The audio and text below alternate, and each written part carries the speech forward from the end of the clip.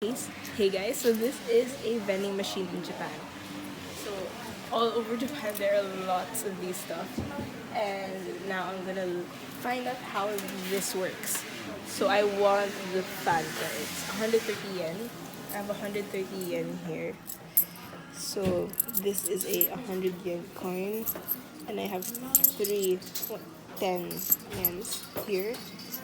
How does this work? So I'm gonna press this, I think. Wait, no, wait, joke.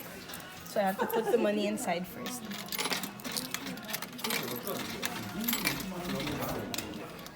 Then I press.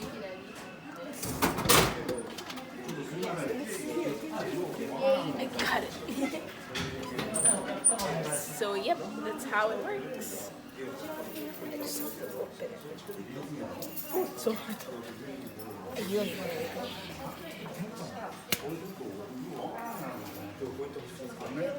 So that's how it works.